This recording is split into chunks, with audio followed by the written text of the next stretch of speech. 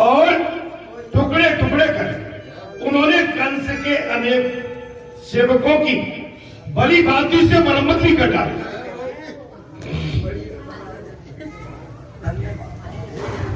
भगवान श्री कृष्ण ने कंस के सेवादारों की भली भांति मरम्मत कर दी। तो कुछ सेवकों ने भागकर राजा के पास आकर यज्ञ भंग का समाचार दे दिया। कंस के पास यज्ञ भंग का समाचार कुछ कंस के सेवकों ने भागकर समाचार दिया। वे राजा से कहने लगे, अब तो तुम्हारा यज्ञ अपूर्ण रह गया। कंस के सेवक जाकर कंस से कहने लगे, राजन तुम्हारा यज्ञ अपूर्ण हो गया। उन प्रतापी बालकों को राज दे दो और ईश्वर का भजन शुरू कर दो। उन प्रतापी बालकों को अपना राज दे दो और तुम ईश्वर का भजन करो। तुमने श्री कृष्ण के माता पिता को बंदी बनाकर पाप किया है, तुम भी दुष्ट हो। कंस के सेवकों ने साफ कह दिया, तुमने भगवान श्री कृष्ण के माता पिता को बंदी बनाकर जो पाप किया है तुम भी दुष्ट हो। कंस आग बबूला हो गया। अरे मूर्खो, तुम्हें मारे की तुम क्या कह रहे हो मुझसे? कंस आग बबूला हो गया। भगवान सुखदेव ने कहा, राजन, और कहने लगा, तुम क्या कह रहे हो? राजा तो मैं। कंस ने कहा, राजा तो अपना राज में कभी किसी को नहीं दे सकता। देखिए बहुत गहरी बात है। राजा तो अपना राज्य मैं किसी को नहीं दूंगा। भारत समझे, सूर्य आज हुआ तो दोनों भाई अपने मित्रों के साथ नंद बाबा के पास लौट आए। सूर्य अस्त हो गया। परंपरा है, युद्ध जो होता है सूर्य उदय से लेके सूर्य अंत तक रहता है। सूर्य आज हुआ तो दोनों भाई अपने मित्रों के साथ नंद बाबा के पास लौट आए। नंद जी ने बालक से सुबह कहा था, देखो ये हमारा गोकुल नहीं, ये मथुरा। नंद बाबा ने सभी बालकों से कहा था, बोले देखो भैया, ये जो है महाराज मथुरा है, ये गोकुल नहीं मथुरा है। शांति से सयाने होकर घूमना, अगर घूमना है तो शांति से, अरगन नहीं चलेगी। कहीं ऊधम न मचाना। अब वे वापस आए, कहीं ऊधम मत मचाना। वो वापस आए तो नंद जी ने उनसे पूछा, क्या नगर देखा है? जब वो बाल गोपाल वापस आए तो उन्होंने पूछा, नगर देखा है? कहीं ऊधम तो नहीं मचाया आप लोगों ने? नंद बाबा एकांत में बैठे हुए हैं, अपने घर के बड़े बूढ़े सियाने होते हैं, मेला में, जमेले में, शादी ब्याह में, किसी अच्छे आयोजन में, प्रयोजन में, कार्यक्रम में जाते हैं, अपने बच्चों को समझा देते, भैया जा तो रही हो लेकिन कहीं ऊधम मत मचाना। नंद बाबा गोकुल से मथुरा आए तो नंद बाबा ने उन बाल गोपालों को समझाकर भेजा था कि ये मथुरा अपना गोकुल नहीं है, ये मथुरा है, इसमें ऊधम मत मचाना और सब सोच समझ के शांति से घूम के आ जाना। कृष्ण बोले, कृष्ण जी नहीं, कृष्ण जी नहीं, हमने कोई ऊधम बता। नंद बाबा ने से क्या कहा भगवान कृष्ण ने?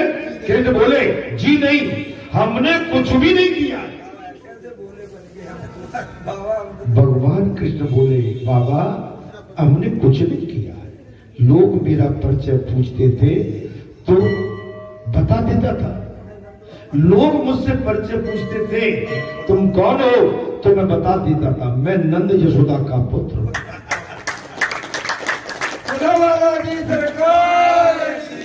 लोग मुझसे मेरा परिचय पूछते थे तो मैं बता देता था, मैं नंद बाबा और यशोदा का पुत्र हूं। बाबा मेरे परिचय पाते ही लोगों ने हमें ये अच्छे अच्छे कपड़े भी दे दिए। और मेरा अच्छा सा परिचय पाकर वहां के लोगों ने हमें अच्छे अच्छे कपड़े दिए और फूलमाला पहनाई। तो भगवान कितने भोले फूलमाला पहनाई। बेचारे बोले नंद बाबा, उन्होंने पुत्र की बात सच मान ली। बेचारे बोले नंद बाबा। देखिए एक बात बताऊं, भोलापन आप हमेशा रखिए, लेकिन बुद्धि को हमेशा सचेत और सावधान। बुद्धि को आप कभी धूमिल मत होने, सावधान रहिए। भोलापन बहुत अच्छा होता है और भोलापन से भगवान की प्राप्ति होती है। और बुद्धि को हमेशा भगवान में लगा के रखें। अर्थात मैं इस नगरी के यादवों के साथ शुभ अशुभ प्रशंसकों पर योग व्यवहार करने आया। मैं इस नगरी में मथुरा में यादवों के साथ शुभ अशुभ प्रसंगों पर योग व्यवहार करने आया हूं। वे मेरे मित्र से ही हैं, वे मेरे मित्र से ही हैं। भगवान कह रहे सो वे मेरे महाराज मेरे मित्र से ही है, सो वे मेरे बच्चों को कुछ दे देंगे। नंद बाबा कह रहे ये स्वाभाविक नहीं है, ये स्वाभाविक नहीं है। नंद बाबा ने कह दिया मैं तो इस मथुरा में यादवों से अपना बौहारिकता और संबंध बनाने आया हूं। महाराज आप समझ सकते तो वो मेरे मित्र के समान है। ये स्वाभाविक नहीं है, अस्वाभाविक नहीं है। कन्हैया ने बार बार कहा बाबा जी मैं तुम्हारा पुत्र हूं। इसके बाद कन्हैया ने यही कहा बाबा जी मैं केवल तुम्हारा पुत्र हूं, इसलिए भी सब कुछ हमें मिला है, इसलिए मिला है। मैं तुम्हारा पुत्र हूं इसलिए तो हमें सब कुछ मिला है। श्री कृष्ण जी ने नंद जी की पुत्र भावना बनाई रखी है। भगवान श्री कृष्ण ने पुत्र प्रसंग नंद बाबा के साथ हमेशा रखा है। रात्रि के समय भोजन करने बैठे ब्रजवासी अपने साथ खाने पीने की बहुत सी सामग्री लाए थे। श्री कृष्ण को यशोदा और अपनी गंगा गाय की याद आई।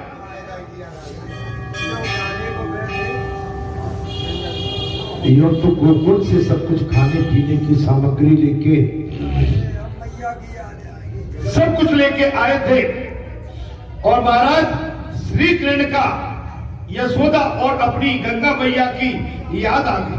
मेरे बिना मेरी माता और गंगा की क्या दशा होती होगी। भगवान श्री कृष्ण गोकुल छोड़ने के बाद उनका मन मथुरा में बिल्कुल नहीं लग रहा है और इधर गोकुल वासियों का मन भी बगैर भगवान श्री कृष्ण के नहीं लग रहा है। रात्रि में जब भोजन का टाइम आता था, दोपहर में जब कहीं विश्राम का टाइम आता था और प्रातः काल दिया बत्ती संध्या बत्ती का टाइम आता था, भगवान अचेत हो जाते थे और उधर सारे गोकुलवासी भी अचेत हो जाते। अच्छा एक बात बताए, मंगलवार को सत्संग न मिले अधूरा लगेगा। 2-2:30 बजे तक नहीं हो अधूरा लगेगा। शाम की आरती नहीं हो पाए आपका मन विचलित हो जाएगा और प्रातः काल में आप टाइम से उठ के आरती पर खड़े न हो पाए आपका मन विचलित हो जाएगा। मेरे बिना मेरी माता गंगा की क्या दशा हो। श्री कृष्ण का भोजन में दिल नहीं लगता। कथा में प्रसंग आ गया, भगवान श्री कृष्ण का भोजन में मन नहीं। दूसरे दिन प्रातः काल में राजसभा का प्रारंभ हो गया। 5 दिन हो गया। दूसरे दिन महाराज राजसभा आरंभ हो गई। कंस की मृत्यु निकट आ गई। 5वां दिन 4 दिन यज्ञ के और चौथे दिन में यज्ञ भंग, धनुष तोड़ दिया भगवान ने। और दूसरे दिन प्रातः काल राजसभा का आरंभ हुआ है। कंस की मृत्यु निकट आ रही है। उसने अपने मल्ल, चाणूर और मुष्टिक को श्री कृष्ण बलराम को मार डालने की आज्ञा दे दी है। अपने बल चाणुक एवं मुष्टिक को श्रीकृष्ण बलराम को मारने की आज्ञा दे दी किसने? कर सकते किसी भी तरह उनसे पुष्टि करना और पछाड़ देना।